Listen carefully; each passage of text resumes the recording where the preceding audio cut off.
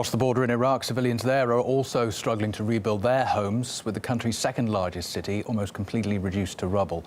Mosul was liberated by the US-led coalition and Iraqi forces back in July after months of fierce fighting and airstrikes. Some 40,000 homes need to be either rebuilt there or repaired, according to the UN.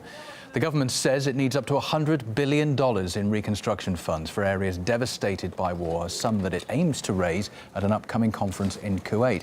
However, the US, which is expected to attend that, says it has no plans to contribute any money.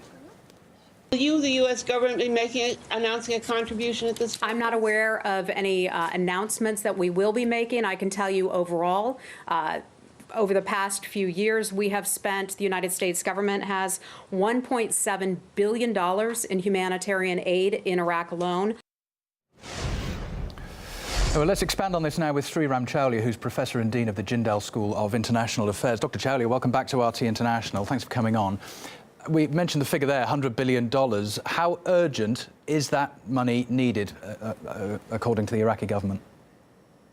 Well, it's clear that post-war long-term reconstruction requires significant financial support from abroad for a country that is just recovering from what has been a horrific long series of wars, starting with the US invasion of 2003. So I think it smacks of historical irresponsibility on the part of the United States, which began this slide towards state collapse and state failure by overthrowing Saddam Hussein in 2003, to now wash their hands off it and say, you know, we're going to just leave it to private sector and we'll ask our allies like Saudi Arabia to come in and pitch in the money. I think the US needs to own up for some of the destruction that it has done in the process of these series of wars. And secondly, I think it's showing a lot of mean-spiritedness on the part of Trump administration, because this whole tight-fisted attitude they have, thinking that other countries are exploiting them, taking advantage of them, and that the US is being fleeced, is completely wrong, because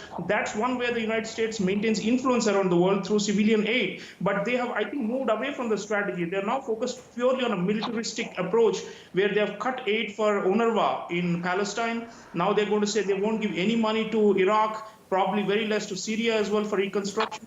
And the strategy is to actually finance militias. They're saying we're going to have 30,000 Kurdish armed groups in the north of Syria who they're going to maintain for so-called stability, but it's more like a military base and a long-term presence strategy that they have. So I think it's wrong-headed, and frankly, if they leave it to the allies like Saudi Arabia for reconstruction of Iraq, I think they are very sectarian, and it is going to actually increase the pressure on Iran, and it will exacerbate the sectarian rivalries in the region. So United States, I think, should be rethinking this strategy and should be looking at supporting a peaceful, long-term peace, which depends upon economic reconstruction, livelihood, buildings, telecommunications. They are only looking at it either as a business opportunities for their companies, or as a purely military strategy where we'll bomb the hell out of a place and then not take up responsibility. So I think it's a negative approach that they've taken, unfortunately. Dr. Chowlia, I mean, even if the will was there, $100 billion is an astonishing amount of money, even for a wealthy country like the United States. I mean, presumably others do have to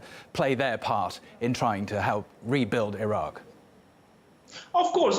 I mean, there's no doubt. But you see, the U.S. has some convening power, and they have an ability to bring together donors, and they should be using all these levers if at all they are concerned. But I think they have more strategic goals, which is simply to work for Saudi Arabia and counter Iran in the region. So they are not thinking in a very long-term vision for Iraq itself or for Syria itself. They see these as battlefields, not as opportunities to rebuild, and that is the unfortunate myopic view, which is going to lead to long-term suffering, because these towns and cities have been so devastated that they need all support, including United States. OK, for now, Dr. Chowlia, thanks very much for joining us on RT. I appreciate your time.